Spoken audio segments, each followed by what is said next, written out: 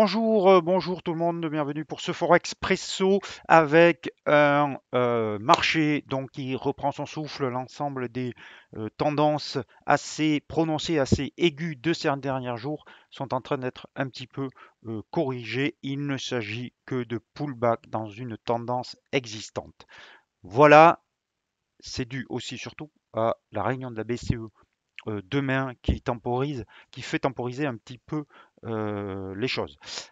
On voit ça tout de suite en graphique. Avant ça, l'avertissement sur les risques.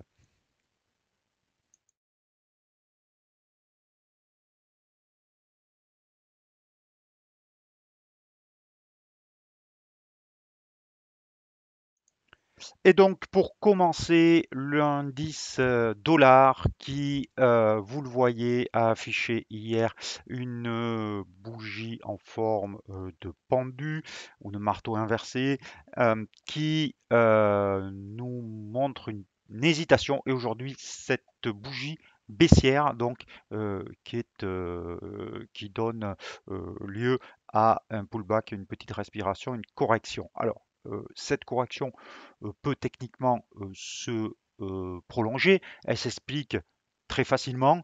Vous aviez plusieurs indicateurs qui montraient un marché des actifs très survendus, très surachetés dans ce cas-là, très tendu en tout cas, avec un RSI qui vous donnait cette indication, mais aussi, et c'est le cas sur la plupart des paires de devises, comme on va le voir, et aussi l'écart entre les moyennes mobiles et les cours qui sont un écart beaucoup plus élevé que ce qui est historiquement constaté. Alors ça s'explique bien sûr par le contexte qui est un petit peu, voire beaucoup extraordinaire, mais ça s'explique euh,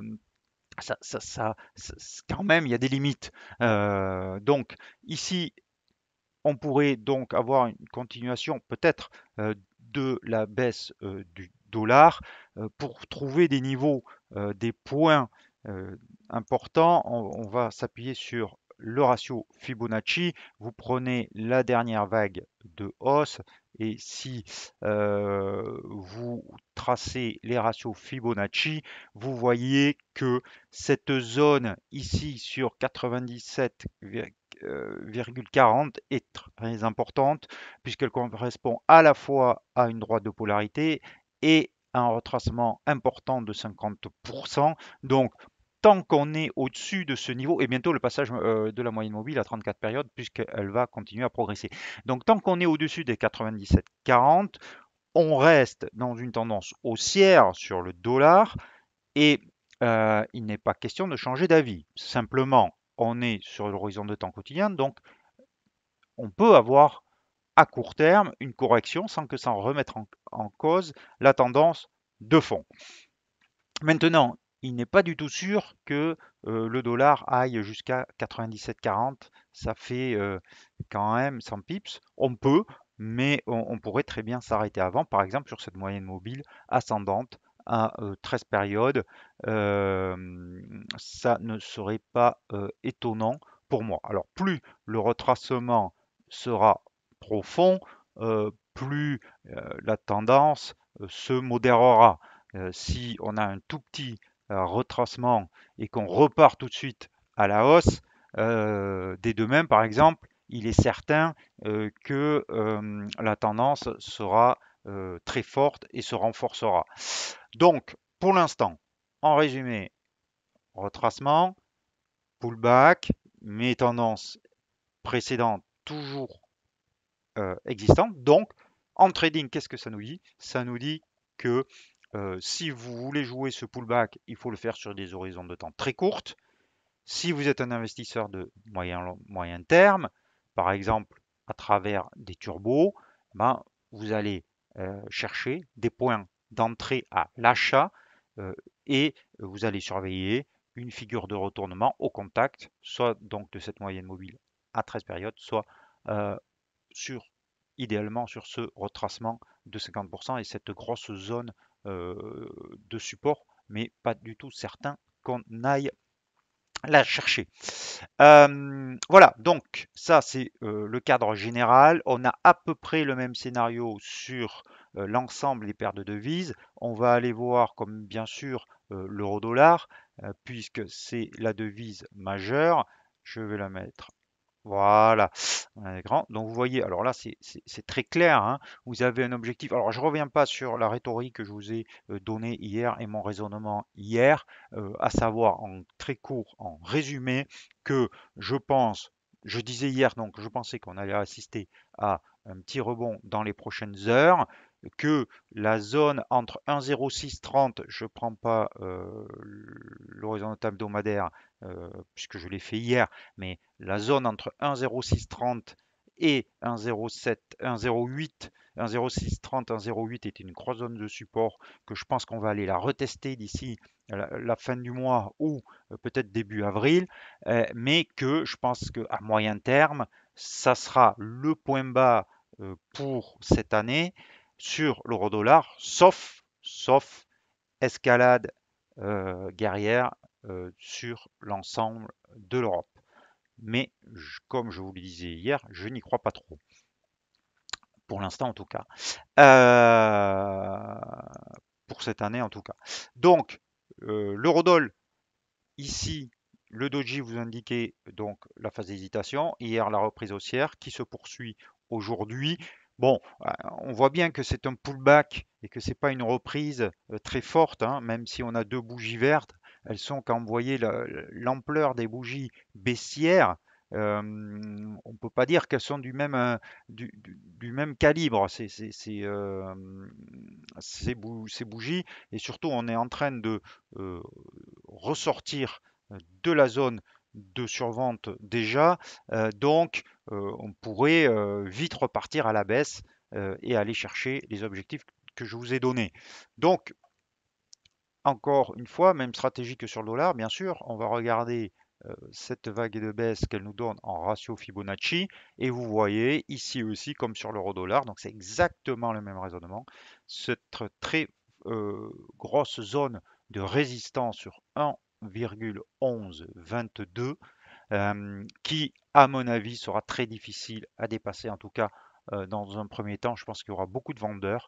Et même ici, la moyenne mobile à 13 périodes qui correspond à peu près au retracement de 38,2, même un indice 60 euh, risque d'être déjà bien difficile à atteindre. Avant ça, il y a le seuil psychologique des indices, vous voyez, qui a un petit peu bloqué la hausse de l'euro-dollar hier. Donc, jusqu'à la BCE demain, un petit rebond peut-être, mais attention à la BCE qui pourrait être très accommodante au vu de la situation euh, en Europe.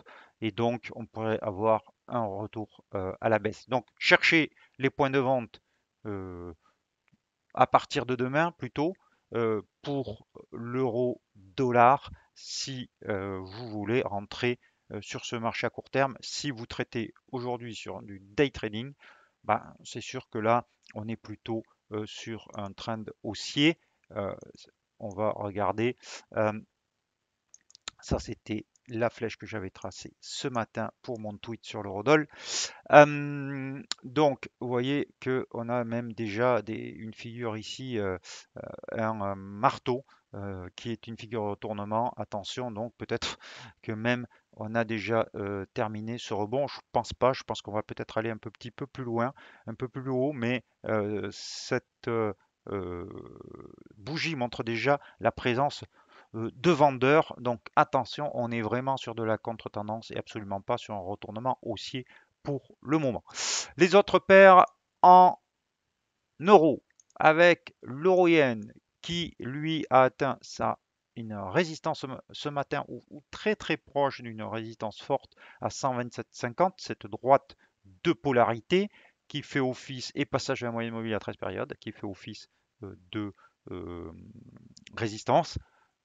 Ça risque de bloquer là-dessus, de temporiser là-dessus et même pourquoi pas de repartir à la baisse. Donc chercher les points d'entrée parce que les actifs à risque risquent d'être pénalisés. On a une belle bougie de retournement ici avec la moyenne mobile à 200 périodes. On est sur le 1 heure et donc 127,50.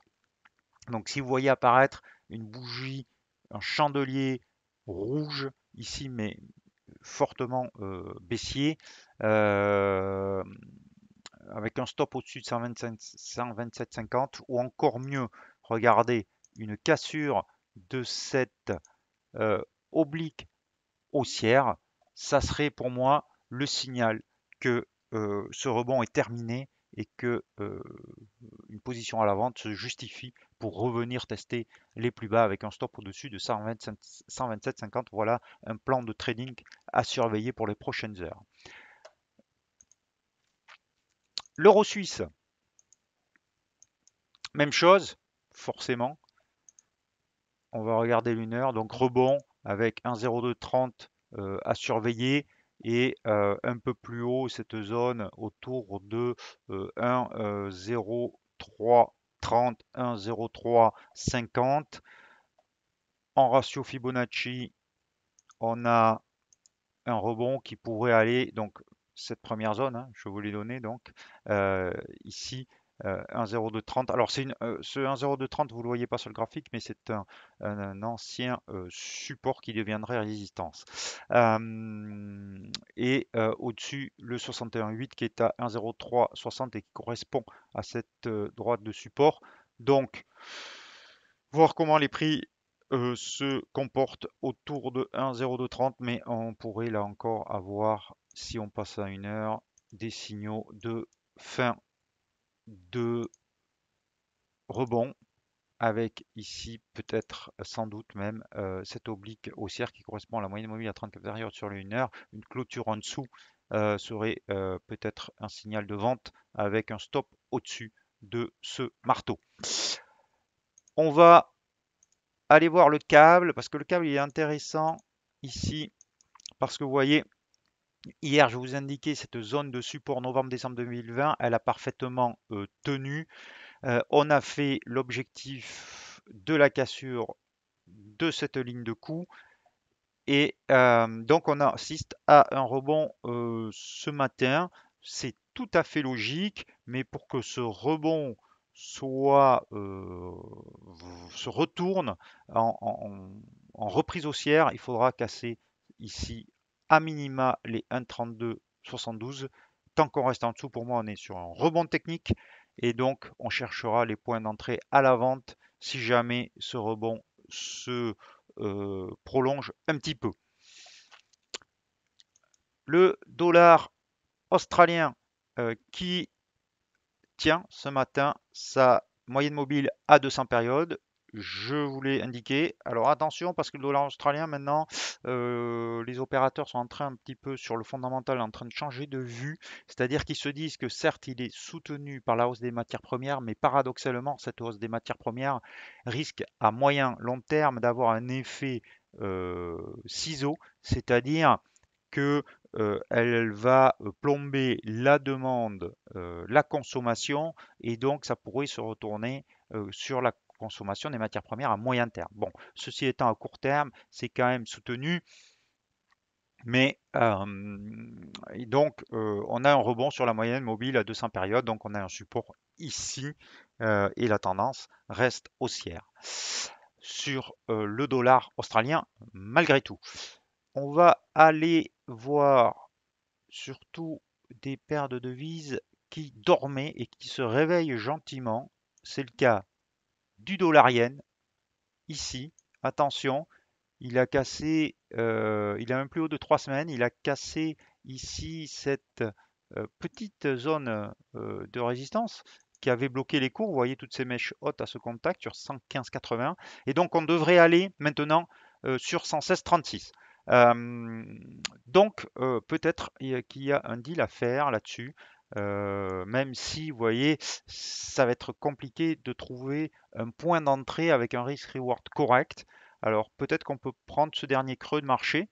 Vous pouvez peut-être, vous voyez, essayer un deal avec une entrée ici pour viser les 116,36 et un stop sous 115,70. En tout cas, c'est quelque chose qui se tente en termes de risk-reward. L'avantage du dollar yen, surtout pour les gens qui débutent, c'est que c'est une devise, c'est une paire de devises qui est pas extrêmement volatile par rapport aux autres.